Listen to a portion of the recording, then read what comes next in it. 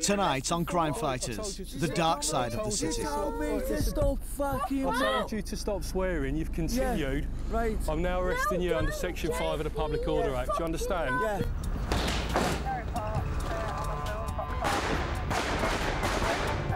Don't swear at me again. You're under arrest for Section 5 Public Order, mate. Take the smile off your face, 'cause it's not funny.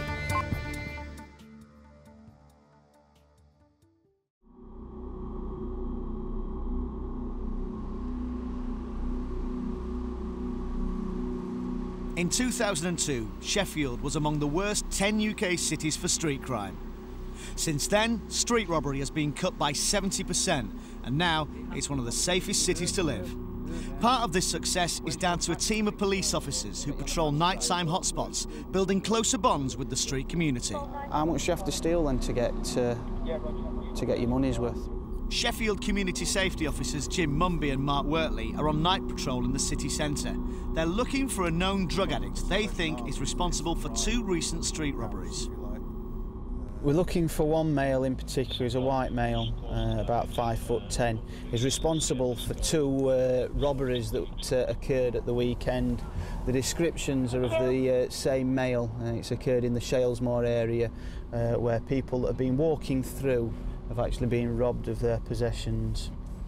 We're just in a general area search and to obviously have a look for the male. They head to this outdoor soup kitchen to look for him. Queuing up to get something to eat at the soup kitchen. It's a voluntary service where people come and provide either a hot cup of tea or a meal in some way, so they can obviously get some kind of nourishment. It's here for about 20 to 25 minutes, Monday to Saturday. They don't do it Sunday, so obviously it's a long day for them. Because what tends to happen on speaking to them is they'll last eat Saturday night, and the next time they may eat would possibly be the Monday night. When did you last eat, Jamie? Well, this morning. Yeah, was that the Archer Project that normally feeds you as well? Yeah, morning to Archer Project, yeah. No problem. Sausage and tomatoes, it went all right? Yeah, okay. Yeah. What drugs are you on at the moment, Jamie? Heroin and crack. How much a day is that costing you? Roughly, nah. It used to cost me up to 100 quid a day. Yeah. But like, I've got myself down to about £20. How did you used to get your money then to pay for that, Jamie? Well, I used to like shoplift and odd commercial burglary, weren't it? So that's right, yeah. You're begging it all to get any of your money, Jamie? No, I ain't got patience to do that sort of thing. No, it takes a long time, doesn't it? Yeah. Thanks for your time, Jamie. I'll let you eat your soup before it goes cold. I'll come and see you in a bit. Thank you. You're all right? How are you, Tony? Fine, thanks. You're currently staying at a flat, aren't you, near London Road? How do you know that? Because I'm a police officer, I'm meant to know everything, aren't I? Yeah? You're just on alcohol, though, aren't you, at the moment? I'm an alcoholic, yeah. I'm trying to recover. Right, no problem. How much are you drinking a day? As much as I can get. Right, and what kind of drink? Mainly white shite, you know, white lightning. Yeah. And stuff like that. If it wasn't for your friend then giving you the flat, where would you be? Probably be on end of a rope. Right. Obviously that's not good. Because I am a suicide risk. Right. And have you slept on streets much? Quite, 2 or 3 years. Yeah. You're going to get your last sandwich before they pack up and hot drink? Thanks a lot. No problem. See you later. They've just given me a quilt, so I've got some at home to wrap myself up in tonight. Will that make a big difference? It will make a hell of a lot of difference. Yeah, it means I'm not going to freeze my knackers off tonight. We can gain information about their activities. They'll give us information about all the people who are committing crime. If we're talking about the homeless population and the beggars, they're certainly victims as well. And by understanding the issues that affect them, we're able to deal more effectively with the problems that face the community. We met a couple of weeks ago, didn't we, Colin? Yeah, we did. More when you'd had a bit too much to drink and a bit inebriated. Yes, if you'd like to put it the wise. Yeah, and yeah, we were. So well, you were out last Tuesday, weren't you? We came to fetch it early because Arsenal game. We got it sorted. Oh yeah, well, you're a big fella that come in flat, aren't you? Yeah. He couldn't get his head through the door. He couldn't get his fruit door, it was that small. So what are you up in court for? Drunken disorderly. And Shoplifting. Theft. He did try and pinch a bottle of port, but that's because of his condition. He likes to drink, does Colin? What do you normally drink, Colin? Anything. How useful is it to have these kind of soup kitchens? These places are godsend because if it were for people like this, we'd have nothing. Is this the first meal you've had today? Yes, it is. Its first meal is had in 3 days. We eat out of skips at about 4 o'clock in the morning. We eat old sandwiches and stuff like that. Of course we do. We eat stale bread, we eat everything. We go to Netto's though, don't we, for shopping? We do go to Netto's when we get paid, but at the end of the day, I'm a survivor. Look at this. Look, I've got a king-size duvet to eat of a Christian, God-fearing people. The officers then see a young man matching the description of the wanted street robber. That's fine, we're not going to stop you doing anything. Sorry to be a pain, we didn't know you were coming, but obviously you've come, we can't just ignore it. Are you still on heroin? No, I'm on methadone. You're on methadone, how much a day, Tony? 70 mil a day. Roger, could you print him out please, and then just tell me about any tattoos that we can see? Just show us that one on your right forearm, Tony. And you can't really see it, so I'll show you. I mean, I'll show you both like that, you can't really see it. That said mum. It did say mum. Lovely, thank you. Hello.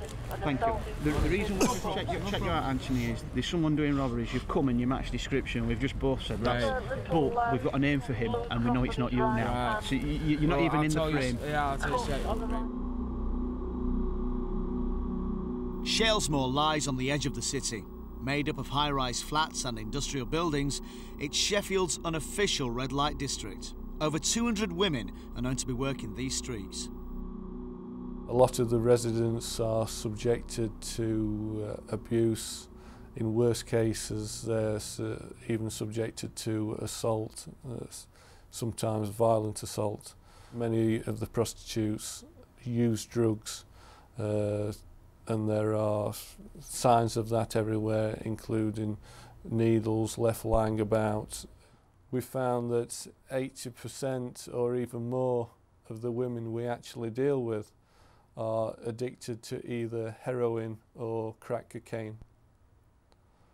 And therefore, to feed that addiction, they go into the streets to earn the cash to pay for their next fix. And it's a vicious cycle which the majority of these women find it very difficult to get out of. PC Wortley joins Community Officer Jeremy Spencer on a night sweep of the area in an unmarked vehicle. I can spend all day driving around in a police car, moving people on, but an hour later those people will be back. So sometimes it needs myself, my colleagues to go out, arrest them, get them to court, get bail conditions so they can't come in this area, to relieve the community for short periods of time. We're hoping to be using the antisocial behavioural orders on the prostitutes. We're going to be using those powers in conjunction with help for the girls, because the roots of their problems is drug addiction. But the ones who refuse to take the help will have to be dealt with more sternly, and if they just keep committing the offence, then they'll be arrested and we'll be applying for antisocial behaviour orders. There's a pickup just going on ahead of us, so we're going to deal with that. Delta 36, I'd like this vehicle stopping, please. I'm in an unmarked vehicle. Come on, mate.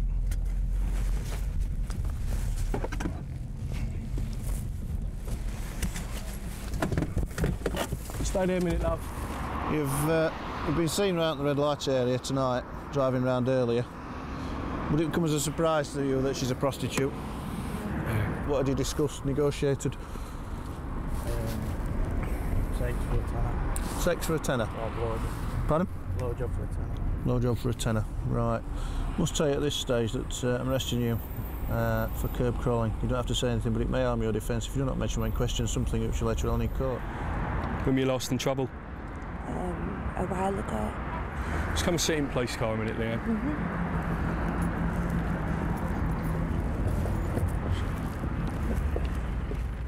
It's clear that the two don't know each other, and we suspect that he's been curb crawling and she's been soliciting for prostitution. They'll both go to the charge office where they'll be dealt with for the offence.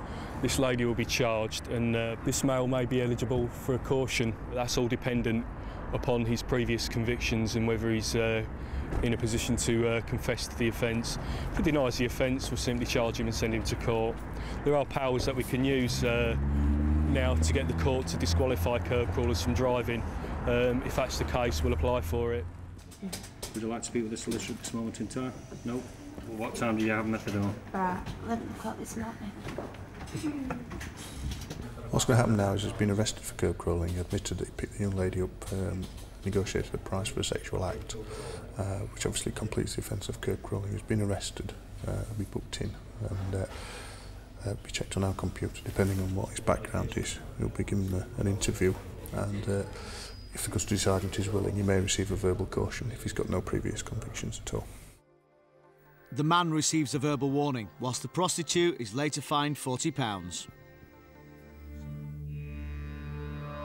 It's night time in Sheffield's red light district, and there's no shortage of women working the streets offering their bodies for as little as £10. The prostitutes will stand in the red light area. They'll obviously stand by the road because the majority of their custom is males in motor vehicles. They'll stand at specific points and junctions where vehicles can turn off and stop. Down at the bottom there's a young lady stood alone. It's now 10:15 at night. It's not a bus route, there's not a bus stop there. She's shouting down the road to another female who's stood a bit further down the road. It doesn't appear to me that they're having the normal sort of conversation that two people would, because you'd come together and talk to one another. She's looking at passing vehicles. The lone male drivers in them are sort of giving us the grounds to suspect that she's loitering for prostitution at the moment. Why is it legal in Liverpool to do it in one place but not here? It's not legal, okay? Yeah, it is. Right, I'm arresting you for loitering for the purposes of prostitution. You do not have to say anything, but it may harm your defence if you do not mention when questioned something which you later rely on in court. Anything you do say may be given in evidence. I want to see a doctor. Do you understand? Yeah, you can see a doctor. I'm arrested, you might as well go on. Come sit in police car. She's going to the charge office. What for? For loitering. For loitering? Oh. Alright, well get me for loitering too. Hey? Well, take me for loitering too. You're not loitering, are you? Well, what? Hang on. What? Hang on, what? Do you speak English, I speak perfectly good English. Right then, well what the fuck? Loitering. Stop swearing, for or what? you'll be arrested. Alright then, well arrest me, go on. Arrest me. I'm not bothered. Arrest you Go for on, what? For whatever you want to. What you've done here for. Do me for the same. You're not loitering. I'm not loitering. No. Alright then, well I'll stand here on the corner now, shall I? Right, then you'll get a caution because you're not a common prostitute. Right, well I will be then. Hang on. No, fuck off! You've been arrested for what? Right, I told you to She's stop. A common... I told you to stop. You told me right, to stop fucking. I told you to stop swearing. You've continued. Yeah, right. I'm now arresting you under Section 5 of the Public Order Act. Do you understand? Yeah. What the fuck are you doing? Shut Leave up. him with the cat. Don't tell her to shut up. Hey, don't tell her to shut up. Come on. Come on. Stop twisting, will you? Let's come this way. You fucking wanker. Jump in. There you go. All right, you cockney prick. Very good.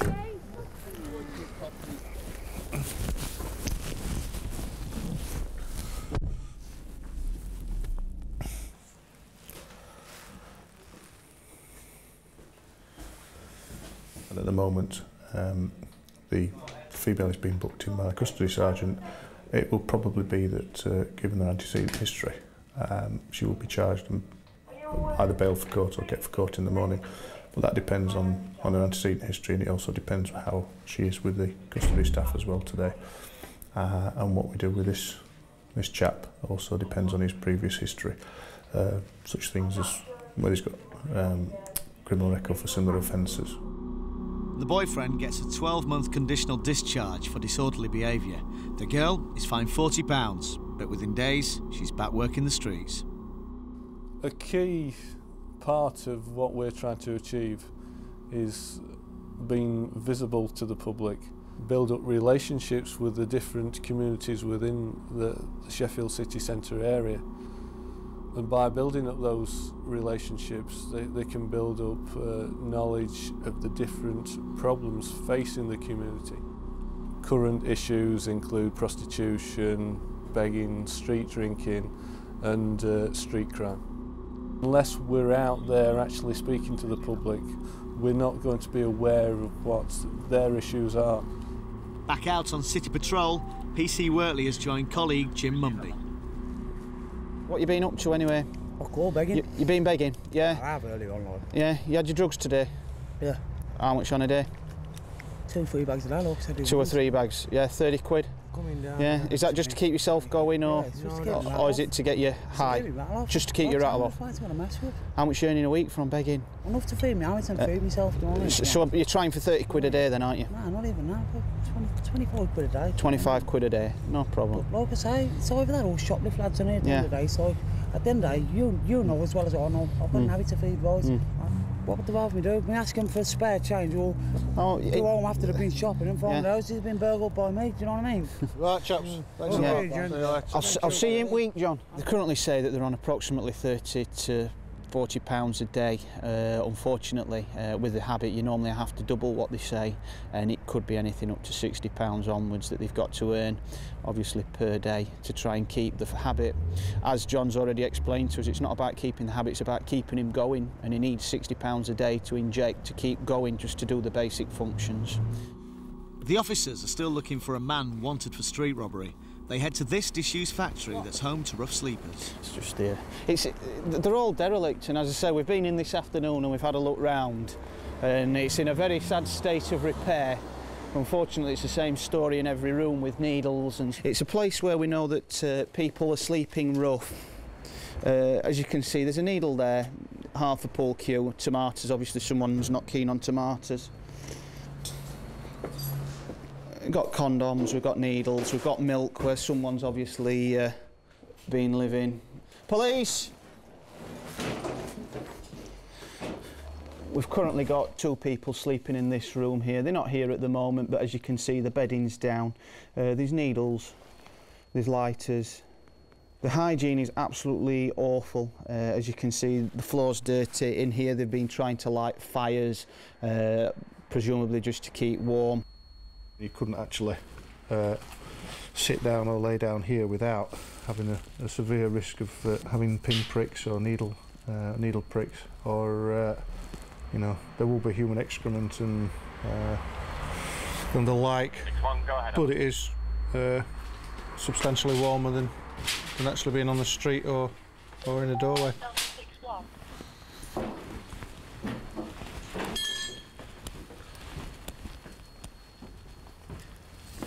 This is probably worse than the last room, to be honest. It did start off as the ladies' toilets for the factory, but you can see now from the floor we've got needles, masses and masses of needles. Empty methadone bottle. I think this is bordering on not being quite as good as the open streets, to be honest. I think you'd have to be a 10 out of 10 desperate to. I mean, I feel pretty uncomfortable just standing here. I don't think I would sit or lay anywhere in this building. As they're leaving, the officers see a man who's been living in the building. It's your kit in there, isn't it? Sleeping bags? Yeah. So how long you been living there? About a month. About a month, what's it like? Cold. Are you surviving then? Are you getting your money? Selling big issues and stuff. You got your badge? Yeah. How much heroin you on a day? Well, approximately? about a tenner. About a tenner, not double? No. Is there anyone else stopping with you in there? There's a few people there. How many, roughly? About three more people there. All sleeping in the same room, or No, you've got different apartments? Different parts of the building. Is it like a bit of a family then, a community? Well, yeah, we look out for each other, talk to each other. Anyone giving you any hassle there or anything? No. No? Get to meet the working girls, they say hello or... A woman come in with this bloke and she like opened the door to come into the room. Yeah. And you see me, no lady in sleeping bag, and he said sorry and like turned round and went back out. So they haven't bothered you? So I thought like she must be a prostitute, but I'm not sure. I weren't sure, but I didn't know her, Heading back into the city centre, the officers get a call on the radio. Negative, mate. It's just some street drinkers falling all over the floor. Roger, we'll have a look. Thanks very much, appreciate it. We've had a report that there's potentially a beggar on the near the tequila bar, and that he's a bit unsteady on his feet, so we'd like to go and have a look at him and just assess what's occurring. There you go. How are you? Guys. How much you had to drink today, Sean? You've just had a few. Are you a street drinker? Do you sleep on the streets, or have you got a house to go to? Number 11. Will you come to the church with me? Are you going to go and get some food? Yeah. We got to go into the church. We're going to miss it. All right then. 2 seconds, we'll get him up and he'll be going. Yeah. Do you think you'll be able to look after him? Yeah. Because we're going to help you up in a minute, and you're going to go along and get something to eat, aren't you? So you can't stop here. How long you been with Sean then? I've known him for about 11 years. About 11 years? Good. 4-5, nothing current or impending. Total of 41 previous. Most recently for B&D, April 2003 of us. Come on then, you're going to have to get up, Sean. Up, so... Are you going to go and get something to eat? Let's see if you can pass the walking test. See you later. Go on, Sean, follow her. Go on then. You don't want to get arrested. Go and get something to eat and we'll get something warm. These people in the main are victims, people who have issues in everyday life, who have addictions, who have mental health issues. And the life on the streets is a deprived existence where they're simply existing from day to day, trying to feed the habit if they have a habit. Therefore, it's certainly a priority of South Yorkshire Police to help and support these people wherever necessary.